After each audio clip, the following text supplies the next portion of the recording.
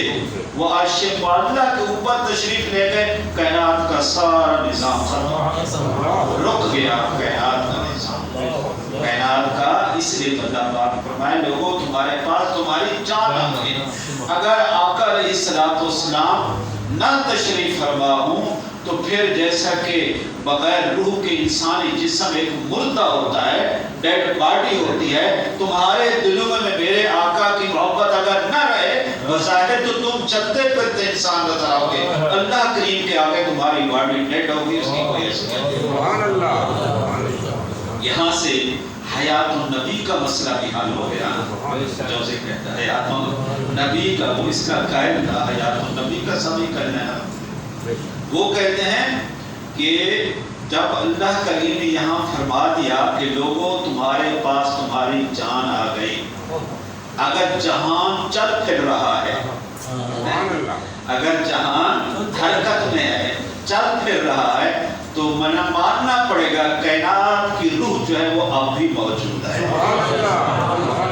ظاہری پردہ تو زندہ ہے واللہ، تو زندہ ہے واللہ، میری چشم عالم سے چھپ جانے والا۔ جبال آقا علیہ السلام کی یہاں حیات طیبہ کا بھی مسئلہ حل ہو گیا کہ کائنات کا جو نظام چل رہا ہے، دیکھو پھر معراج میں جب سرکار اقدس صلی اللہ علیہ وسلم اس جہان سے تشریف لے گئے، وہ روح مقدس اس جہان کے نکل کر کہیں اوپر فضاؤں میں عرش معلیٰ سے اوپر چلی گئی، پھر جہان کا نظام تو رک گیا۔ اب جو چل رہا ہے نظام، میں بھی زندہ آپ بھی زندہ چل رہے ہیں، پھر رہے ہیں، یہ سارا سسٹم تو ماننا پڑے گا جو کائنات کی روح ابھی بھی موجود ہے۔ وہ ابھی بھی معلوم ہوا جس کے دل میں محبت مصطفیٰ کی چنگاری نہیں ہے نا، عشق مصطفیٰ نہیں ہے، وہ محافل میں بیٹھنا منعقد کرنا اس کو بار محسوس کرتا ہے، خوشی محسوس نہیں کرتا، تو گویا وہ ایمان کی دولت سے اس روح سے خالی ہے۔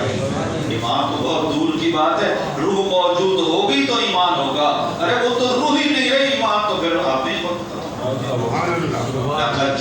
اور یہی وجہ ہے کہ اس کی بات کر کے پھر میں اپنے موضوع کی طرف آتا ہوں کہ اے لوگوں تمہارے پاس تمہاری جان آ گئی۔ اب جان جو روح ہوتی ہے وہ اپنی باڈی جسم کی وہ کبھی مخالف نہیں ہوتی، کبھی مخالف نہیں ہوتی، اور اگر جسم کے کسی حصے میں بھی اگر کوئی تکلیف آ جائے، زخم آ جائے، تو تکلیف کس کو ہوتی ہے؟ اس روح کو، اس روح تڑپ رہی ہوتی ہے۔ درد کون محسوس کر رہا ہوتا ہے؟ روح، جان انسان کی، وہ جسم کے کسی حصے پر بھی وہ پورا جسم بے قرار، اصل وہ روح جو بے قرار ہو جاتی ہے۔ تو عزیز علیہ ما عنتم، اسی کی تفسیر ہے کہ اللہ کریم نے فرمایا لوگوں تمہارے پاس تمہاری جان آ گئی ہے، دیکھو کہ عزیز علیہ ما عنتم، کہ تم میں سے اس کا کوئی غلام، اس نبی رحمت کا کوئی غلام اگر تکلیف میں پہنچتا ہے تو عزیز علیہ ما عنتم، رنج سرکار کو، دکھ سرکار کو پہنچتا ہے۔ نعرہ تکبیر، نعرہ رسالت، شان مصطفیٰ۔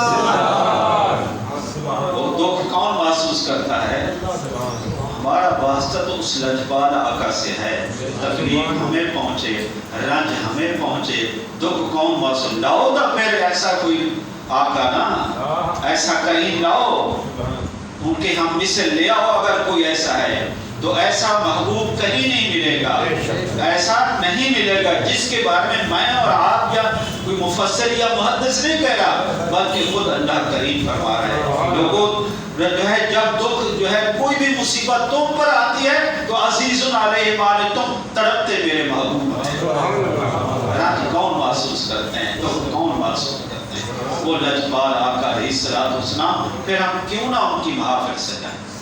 اب جب یہ اللہ نے فیصلہ کر دیا، آپ دل سے سوچیں، آپ مجھ سے زیادہ اویئرنیس رکھتے ہیں، زیادہ پڑھے لکھے حضرات بیٹھے ہیں، کہ جب اللہ نے یہ فیصلہ کر دیا کہ ان کے کسی غلام کو، کسی امتی کو اگر کوئی مصیبت آ جاتی ہے تو اس کا دکھ کون محسوس کرتے ہیں؟ سرکار دو عالم صلی اللہ علیہ وسلم، حضور صلی اللہ علیہ وسلم۔ تو جب اس کو امتی جو ہے जहन्नम में जाएगा वो बर्दाश्त होगा? जो है जब हम जैसे गुनाहगार, कोई उम्मती, कोई गुलाम जब जहन्नम में जल रहा होगा तो दुख किसको पहुंच रहा होगा? उस महबूब करीम को। अच्छा, जब महबूब करीम को दुख पहुंचता है तो खालिक व मालिक अपने महबूब को रंजीदा देख सकता है?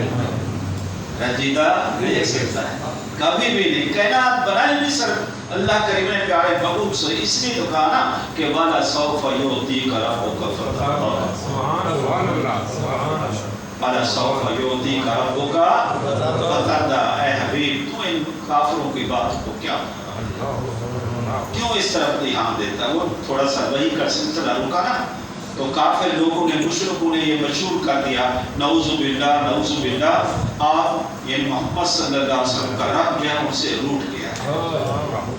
तो जाहिर है कुछ बात हुई तो दिल थोड़ा सा रंजीदा हुआ।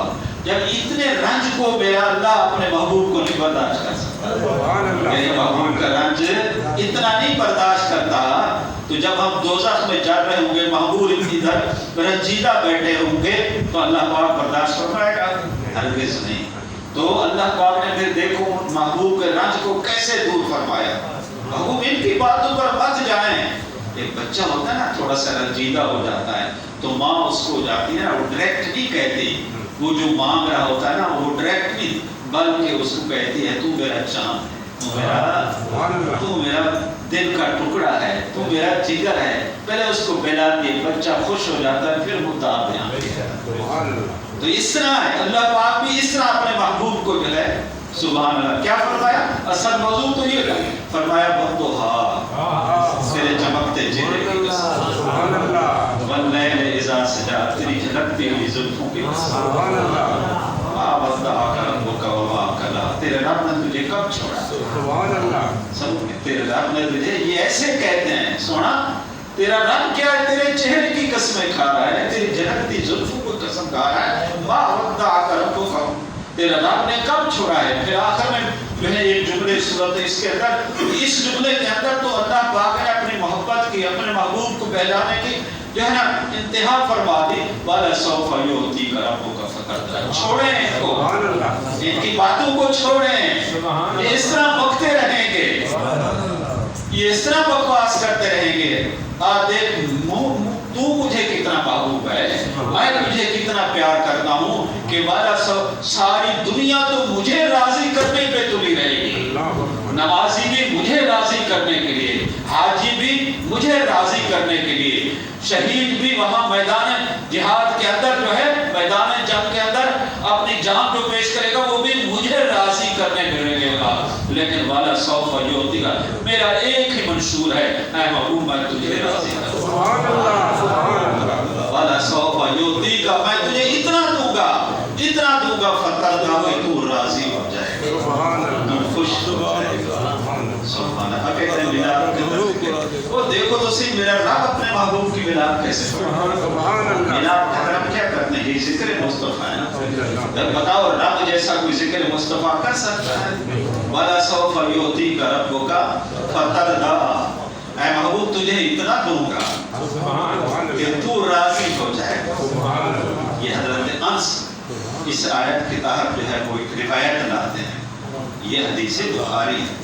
हजरत अनस रज़ियल्लाहु ताला फरमाते हैं कि हमने देखा कि महबूब जो है ना, वो हम तो मैंने अभी बताया ना कि वो जब मुशरिकीन बात कर रहे थे तो थोड़ा सा रंजीदा थे, यूं बैठे थे, तो फिर अल्लाह पाक ने पहले प्यार की बुलाए नहीं, वद्दुहा तेरे चमकते चेहरे की कसम, वल्लैल तेरी जुल्फों की कसम, फिर फरमाया आखिर में वाला सौफ युतीका रब्बुका फतरदा, छोड़े इनको, मैं तुझे इतना दूंगा कि तू मुझ पर राजी हो जाएगा।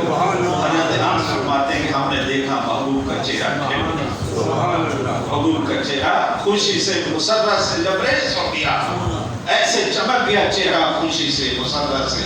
हम हैरान हो गए, अचानक तो महबूब पाक जो है हम ज़दा बैठे थे, ये क्यों? आप बताओ, देखो वो खुशी क्यों हुई है? यही मैं कहता हूँ, अगर आप जो है वो हजरात जो कहते हैं ना ऐसा ना करो, अगर इसी बात पर भी गौर कर लें तो मैं कहता हूँ अगर कुछ उनमें रमक है ना ईमान की, ये उनके लिए भी काफी है। वो क्यों खुश हो रहे थे? वो क्यों खुश हो रहे थे कि मेरे रब ने वाला सौफा युती का बदला के अंदर ये ऐलान किया था कि तुझे सोने के ढोल दे दूंगा, चांदी के ढेर दे दूंगा, फलां इतना भेड़ बकरियां दे दूंगा। वो तो मुहिब और महबूब को जब ये पैगाम दे रहा था, महबूब समझ गया कि मेरा रब मुझसे क्या, सुभान अल्लाह, मेरे महबूब सल्लल्लाहु अलैहि वसल्लम समझ गए कि मेरी तमन्ना क्या है, मैं किस बात पर खुश होता हूँ, मैं किस बात पर। हज़रत मकाम नाज पे आए और ये भी बताया कि देखो अभी ये अल्लाह का फरमान मुझ पर नाज़िल हुआ है कि वाला सौफ युती का रब्बुका फतरदा, महबूब तुझे इतना दूंगा कि तू राजी हो जाएगा। तो सुनो, अपने मकाम नाज पर आ कहा, सुन लो साहब मेरे गुलामों, गवाह हो जाओ, मैं अपने रब से उस वक्त तक राजी नहीं होगा जब तक कि मेरा एक जो है गुलाम जानना मिलेगा। मैं अपने रब से उस वक्त राजी होगा कि सारे के सारे मैं अपने गुलामों को, अपने उम्मतियों को जानना